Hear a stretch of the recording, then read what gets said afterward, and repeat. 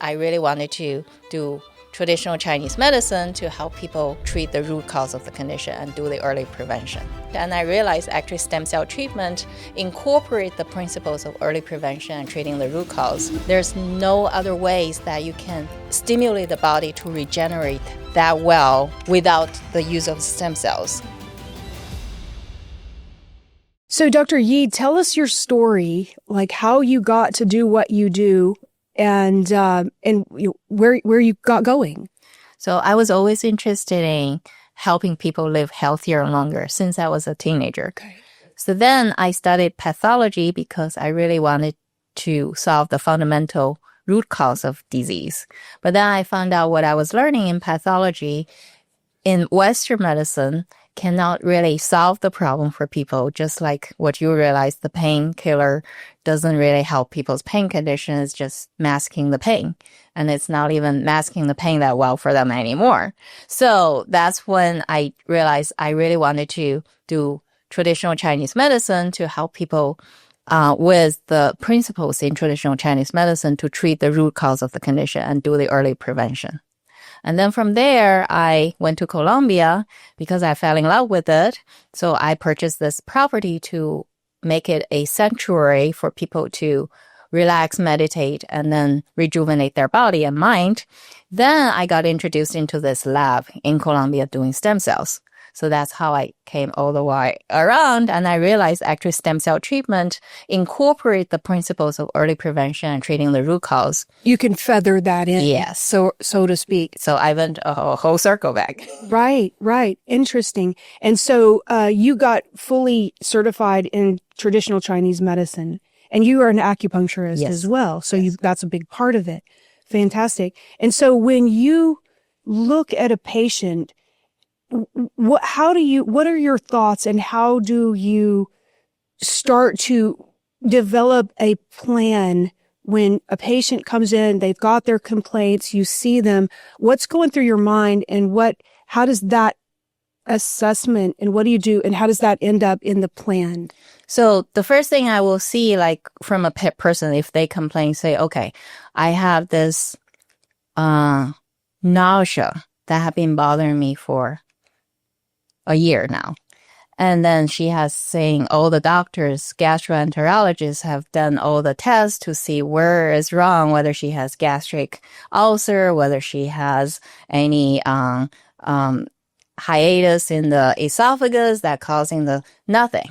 Right. And so what I will see actually, she actually has some emotional issue that's causing the direction of the energy now going down, supposedly in the digestive tract in the right way, and it's going up instead. That's why she feels the... Because the stomach is the root of emotion. Exactly. Right. Yeah. So that makes a ton of sense. So that's what I would go from. And then we will find out, around a year ago, what happened to you, why you all of a sudden developed this condition.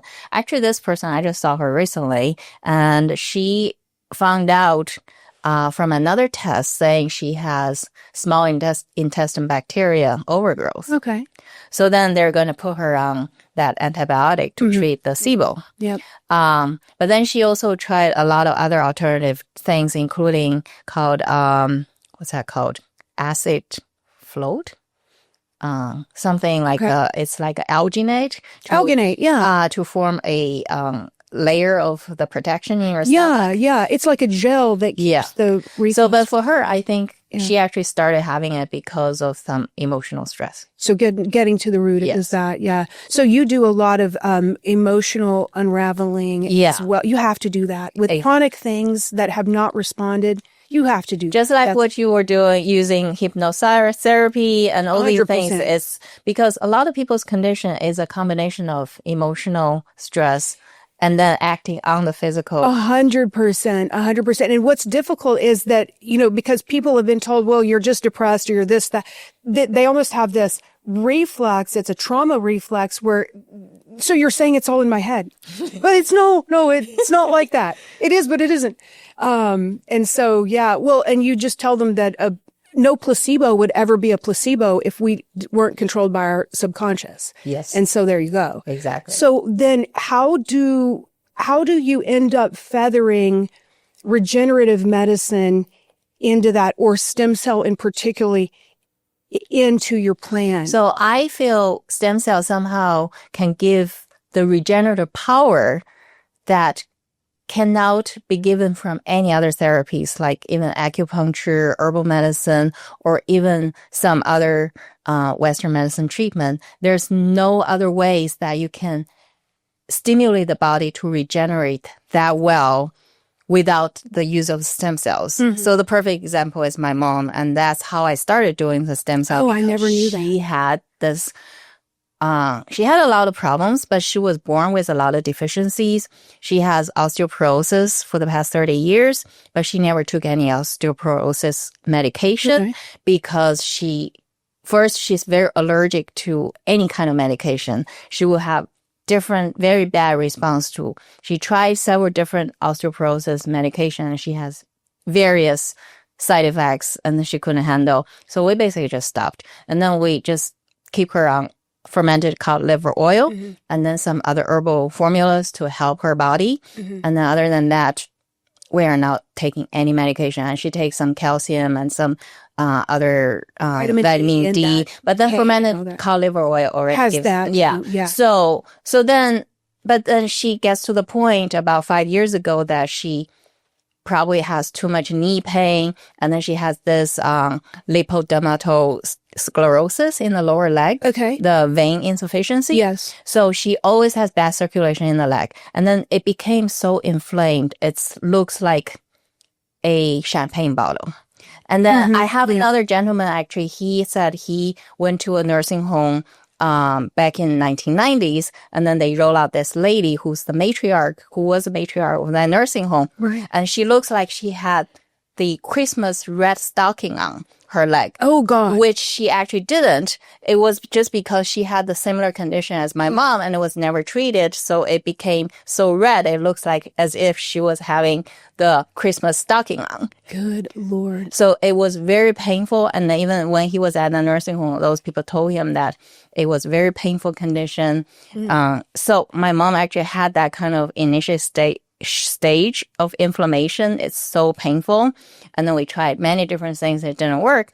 So right around that time, I got to know about this lab in Colombia.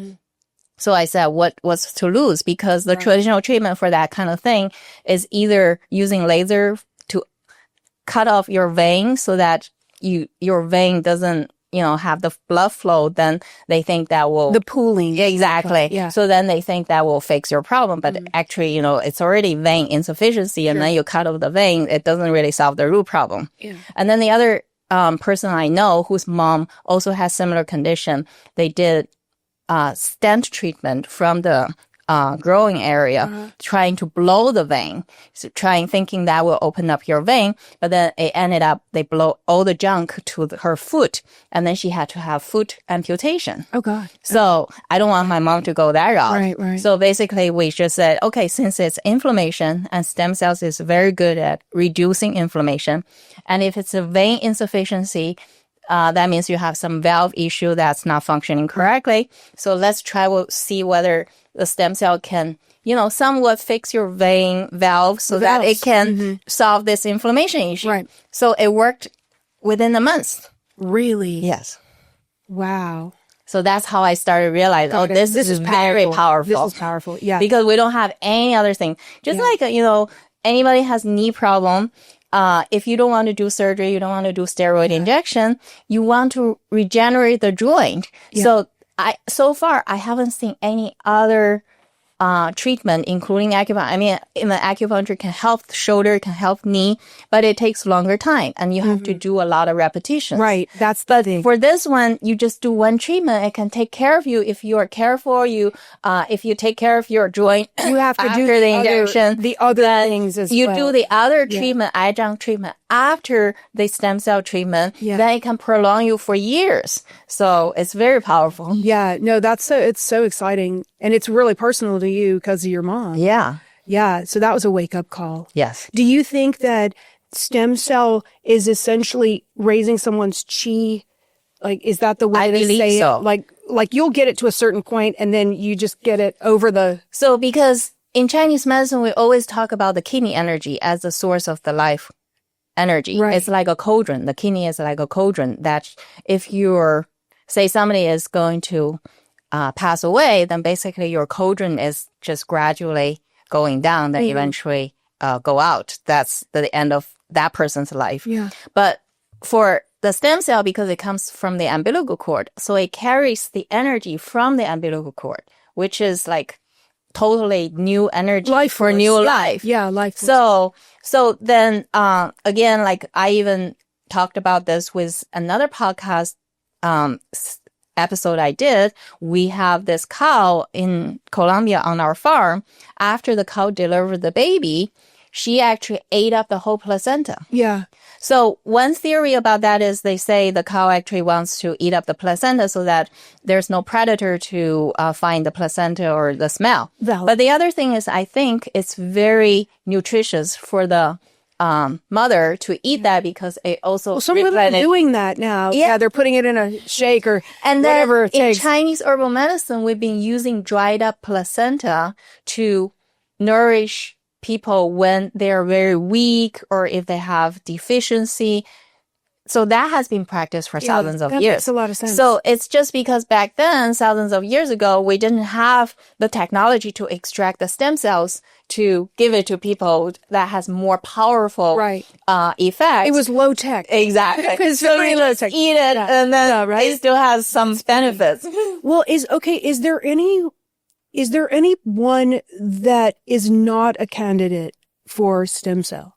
I would say like people with cancer, if they have active cancer, we have to be very careful. Yeah. Because the stem cell can secrete so much growth hormone, cell signaling molecule. Same reason we can't give them growth hormone. It can feel there's cancer growth. Yeah. So, but if once they are in remission, then we can use the stem cell. But on the other hand, we definitely want to use stem cells before any cancer starts. Right. That's why I was asking you about, how do you detect the cancer? You try to check really early. Exactly. Try to do this. So we actually, let's say we cannot detect anything, but that doesn't mean your body is not creating cancer cells. We're creating cancer cells all the time. It's just because our immune system is strong enough to eradicate any abnormal cells. Yeah. But if your immune system is weakened for various reasons, then it cannot keep the guard on all these abnormal cells. That's when the cancer cells can start growing. Yeah. What do you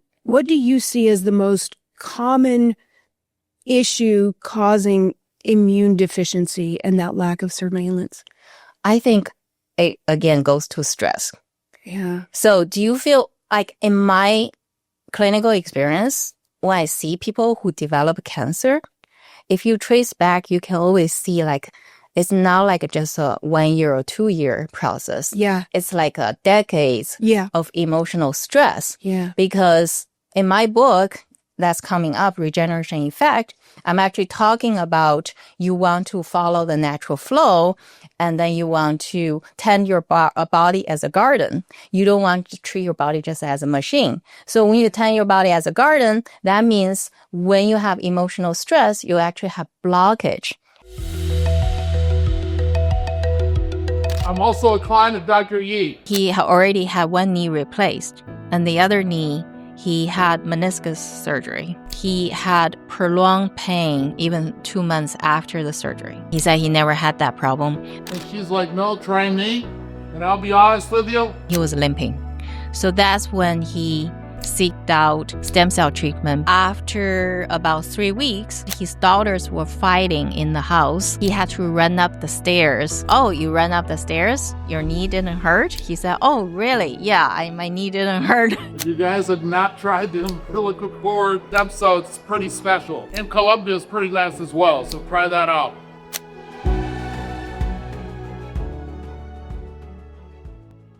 What is your sort of thought on how to dose and then the frequency?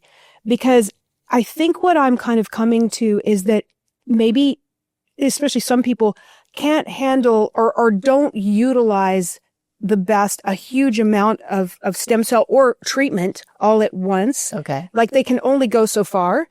And it may be good for those people to do a little bit a little bit less, a little bit more of a contracted therapy, but a little bit more frequently so that they can get more out of that. What are your So how do you that? tell that it's too strong for them? First of all, Well, you can kind of get so I tell my patients this straight up, is you can kind of get a feel for a patient's, you would maybe call it chi or whatever their vibe is, where I've got some people that are a little bit more delicate flowers. I'm like, you're one of my delicate flowers. There we go. And some people are just like a tank.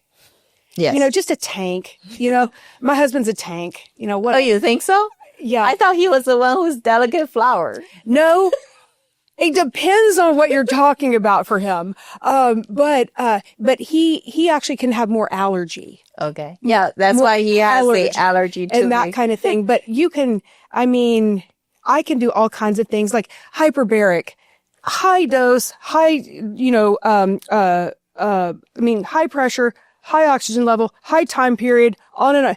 He's like, zippity doo. You do that to me. And I'm like, okay, we need a minute. Like, so things like that. I'm like, well, can you tell a difference? Well, not really. So in that way, he's kind of like that. Okay. Yes. So I don't think that had to do with dose. I think it had to do with medium with the cryopreservative. I think he's also a little bit maybe not very attuned to his own body. So he doesn't feel a lot of things. Maybe. I think there's definitely something to that. But you get the idea about people that are a little bit more sensitive and delicate, and then the tanks. And so I think that maybe for the sensitive flowers, doing a little bit less and a little bit more frequently may be the way to go. Definitely. Because I find like for autoimmune conditions or for say fibrosis in the lungs, Yes. or long COVID, for some people, they actually benefit from this treatment better if they do say one treatment, and then after the first treatment, they do another treatment 1 week or 2 weeks afterwards, the intravenous infusion. Yeah. And then they do another treatment like 1 month afterwards. So it's a little bit like you're having more frequent meals rather than having one big meal. Exactly. So then your body actually can. Yeah. And some people have different protocols for different conditions, right? Like long COVID, you're going to do this and this and this. I don't know if that's the right thing. I think it's a little bit more, it has to do with the patient's makeup as well, So basically what I find is for autoimmune conditions or for Parkinson's, for the more complicated conditions, it's definitely beneficial if you can do 2 or 3 treatment within the first 2-3 months. That will give them the most benefits. And then after that, you can do once a year or something like that. So for that, if you do 2 or 3 treatment in 1 month, then you can use smaller dose, like 50 million cells instead of 100 million cells. Yeah. Yeah. I think there's something to that for sure. So, well, very cool. Let's see, what else? What is your sort of thought process or protocol in terms of prepping someone? Like if you're going to run stem cell, what are your thoughts? We need to make sure of this and this and this. So, first of all, we have to see whether their conditions are suitable for stem cell treatment. But then after that, we will look at their other condition, like what kind of medication they're taking. If they're taking a lot of anti-inflammatories, then it's not good because we have to somehow get them off that so that their immune system can respond to the stem cell treatment. Otherwise, it's suppressed. How do you get the most beneficial effect out of it? But then the other thing would be, but then there are also research showing like they treat some autoimmune conditions together with the steroid treatment, the prednisone treatment together, and then they still get some beneficial effect. So I think, since this is very new and doesn't have a lot of research that have already been done in clinical trials. So everything is about trial and error, just like what you said about, treating some other condition is mostly trial and error because we don't know exactly we know it's beneficial, but we don't know, how all these things interact with each other and what's the frequency, how many doses. So right now, most times the dosage of the stem cell intravenous is just based on people's body weight. So when you treat, well, also because they're coming, a lot of times they're making a trek down to you in Colombia in some ways. So it's not like you can just do one every 2 weeks necessarily. You have to get it while it's there. Yeah. And also, if you treat kids with autism, if they're only 4 years old, you will now use 100 million cells. So Right. you will use 50 million cells. Sure. And then it's beneficial to combine with exosomes because for kids, exosome can also enter their brain better through the blood-brain barrier. But of course, the best way is to Yeah. and also the intrathecal. That's the best way to enter it, right? But for kids, it's very difficult to do. Yeah. Yeah. Yeah. Kids are a whole nother story. So how about the autistic kids you treated with the stem cell like 2 years ago? Are they Fabulous. okay? Yeah. Yeah. So do they need more treatment? Do they need to do some other? Well, we've done a lot of detox and working with nutrition and getting, food allergies and that kind of thing under control.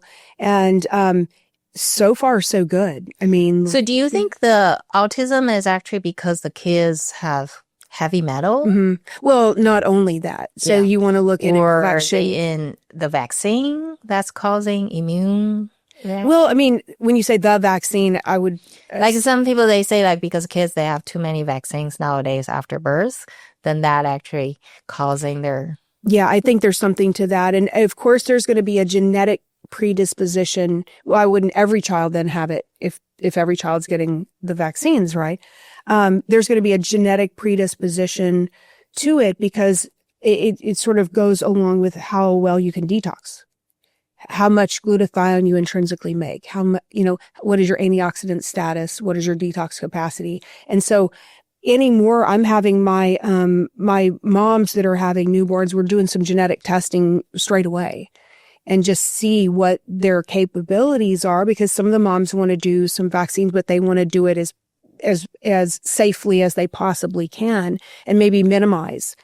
And so they'll spread it out and all that sort of thing. So we're testing the detox capacity of the newborns before going forward and so forth. So I do think that there's something to that, because the whole 72 vaccine deal that's out of control. I mean, I don't care who you are, that's out of control. And so when we were kids, it was 5. If this episode has been valuable for you in any way, please leave a review or a comment. It will really help more people to find reliable, research-based information in a space full of noise. So speaking of kids and children, what are the most common conditions that you see with children? So most common condition would be autism or some brain developmental issues. Okay.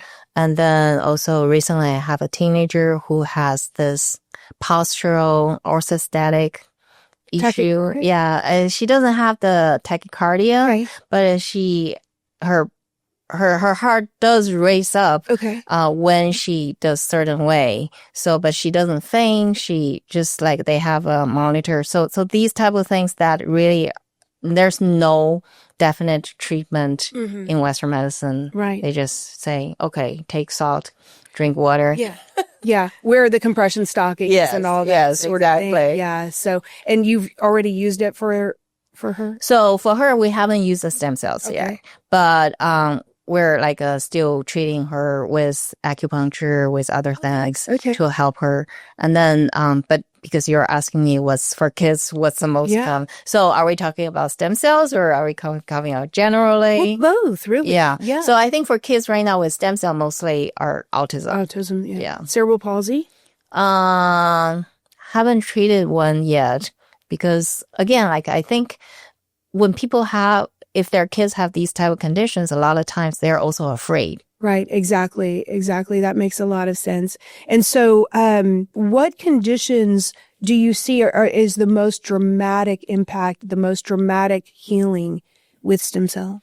I think it's chronic inflammation. Okay. So with aging, we always have chronic inflammation in the body, and everybody gets more inflammation in the body once you age because your body cannot get rid of the inflammation, get rid of the junk in the body. So then your immune system acts more. So that's why you have more pain aches and pains when you age. So if you can reduce the chronic inflammation when you age, then that's treating the root cause of aging. So that's how you can improve the life quality of people getting old. Then they can still have vitality when they age. So the best example is still my mom, but of course, like treating people with any like neuropathy, idiopathic neuropathy, I've seen that too, they don't even have any reason. They just started having it and then nothing worked. They took so much gabapentin, all these different things. It doesn't work, right? So for that, it's chronic inflammation. And then if you can use stem cells, it really can work medically. Yeah. I've had one guy, beautiful, amazing, repeated treatments, did amazing. I had another guy, really bad neuropathy. I tried to talk him into getting stem cell. He wouldn't do it. Yeah. Okay, well then. Because I have this guy who wanted to do it, but then he talked to somebody, I don't know, he's already had it for 30 years. Right. So he talked to somebody, all of a sudden he said, okay, I need to try something else before I try stem cells. So he's still trying the last thing. And then he said, if this doesn't work, then he will contact me to do the stem cells. But again, it's like always people around you saying something. Oh my goodness. I just, one guy comes to mind. He's a really interesting guy. He's about 85 years old. He came to me for some shots or something like that. Long and short, his legs were swollen and he couldn't breathe. And I'm going, you're in heart failure. You're in heart failure. Oh my God. So I had to send him to the Baylor Hospital, get sorted out for that. And then I was talking to them and everything. I was like, look, I want to give him stem cell for all these other joint conditions because that's why he came to me originally. I want to do it. His cardiologist like, absolutely not. No way. It's the worst thing I can think of. I'm like, can you tell me why? Nope. I was so angry. So the guy and he never could totally got afford it and everything. Mm-hmm. So what do you see on the horizon coming up in regenerative medicine? Like, what are you excited about? What do you think is going to change in the regenerative space coming up? That's very difficult to say because I don't think this type of mesenchymal stem cell treatment can be approved by FDA anytime soon. I believe there are more and more people looking for alternatives to the traditional Western medicine treatment because most treatments are just treating the symptoms, not root cause, and then they only patch the symptom, sometimes mask the symptom, sometimes doesn't even Touch the alleviate the exactly. symptoms. Yeah. So people are just frustrated, and then a small percentage of the population, maybe 10%, they start looking outside of the traditional treatment, and then they're gaining more knowledge about stem cells because they actually see the potential, and then they look into the science behind it, and then there are a lot of research behind it. It's not just like one or two, or like a lot of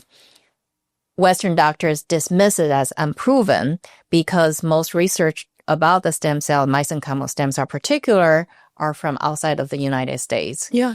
Just because of the availability, regulation, everything. Yeah. So but also what gets published in our journals is controlled by Big Pharma. I mean, I know that's kind of like the elephant in the room, but it's true. Yeah. So you're going to have people, the data that's published outside the U.S. So a lot of people calling about stem cells right now, they are actually on their own. Yeah. So even this guy I told you who recently contacted me about his neuropathy, he basically already exhausted everything. Yeah. So he read somewhere about stem cells. So that's why he started thinking about it. But then again, they're still heavily influenced by their doctors. So then if somebody says something, and even including a patient of mine who actually, she has had steroid injection for her shoulder for 15 years, and now she's 86. The steroid injection stopped working. Surprised it worked that long. So stopped working. Yeah. She has so much pain. Yeah. And then her sister and her two sons are totally against her having stem cells, saying it's not proven treatment for her shoulder. And then only one son is more open-minded, and she herself is open-minded. Right. But because of the other three The people family. saying Yeah. negative things, so she wavered. But then she finally decided she wanted to do it after she had like 2 acupuncture sessions with me. Mm-hmm. So then she did it, and then she improved so much. Yeah. And now she can move her arms, no problem. She can sleep. And then the other 3 people in her family, they just kept silent because they didn't want to admit they were wrong. Right. And then they didn't want to say anything positive about what she did. That's too bad, right? On that note, this has been amazing and exciting, and I've learned so much, and I'm looking forward to doing it again as soon as we can. Yes, I'm looking forward to do more sessions because we have so much to talk about. I know. It could be days.